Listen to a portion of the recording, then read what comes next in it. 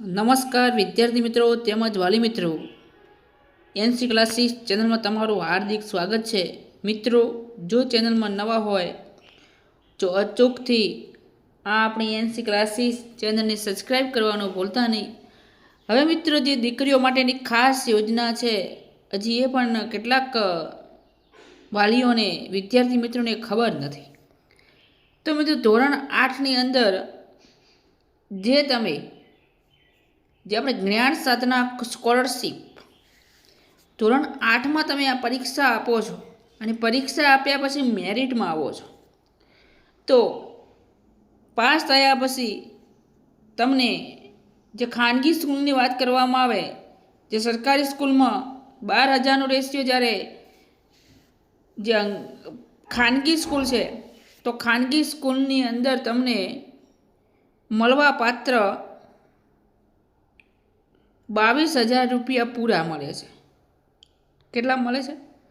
તમને 22,000 રૂપિયા પૂરા મળે છે। એવી રીતે ધોરણ 10ની અંદર પણ તમને 22,000 રૂપિયા મળે છે। હવે મિત્રો, ધોરણ 10માં તમે પરીક્ષા પાસ કરો છો, જે એસએસસી જે પરીક્ષા છે, એ પરીક્ષા પાસ કરો છો તો એ તમને અલગથી બીજા 10,000 રૂપિયા આપવામાં આવે છે। ધોરણ 11માં તમને 25,000 રૂપિયા મળે છે। ધોરણ 12ની અંદર પણ તમને 25,000 રૂપિયા મળે છે। અને ધોરણ 12ની અંદર જ્યારે તમે HSCની એક્ઝામ આપો છો ત્યારે પણ તમને અલગથી 15,000 રૂપિયા આપવામાં આવે છે। હવે કુલ મળવા પાત્ર જે રકમ છે તમને એ 94,000 મળે છે। કેટલી મળે છે? 94,000। અને 94,000 જ્ઞાન સાધના સ્કોલરશીપ દ્વારા મળે છે। હવે મિત્રો, આગળ નેક્સ્ટ જોઈએ, આપણી બીજી પણ યોજના છે, એક નમો લક્ષ્મી યોજના। કઈ યોજના? નમો લક્ષ્મી યોજના। હવે નમો લક્ષ્મી યોજનાની અંદર સરકારે ધોરણ 9થી ને 12 સુધી મળવાપાત્ર રકમ કુલ 25,000 થાય છે।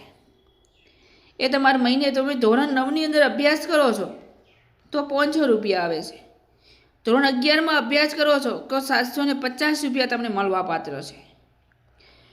અને ધોરણ 12 અને 10 પાસ થયા પછી જેમ આપણે વાત કરી એમ 10,000 ને 15,000 જે મળે છે। હવે મિત્રો, ખાસ નોંધ કે જો તમે જ્ઞાન સાધના પરીક્ષા પાસ કરો છો તો 94,000, અને જે નમો લક્ષ્મી છે,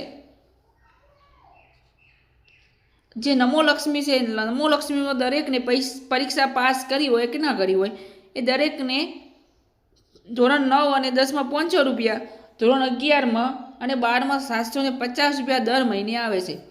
હવે જે દીકરીઓ છે જેમને જ્ઞાન સાધના પરીક્ષા પાસ કરી છે અને નમો લક્ષ્મી યોજનાનો જે લાભ બંને મેળવે છે, તો એમને ધોરણ 9થી ને 12 સુધી મળવા પાત્ર રકમ 1,44,000 રૂપિયા મળે છે મિત્રો।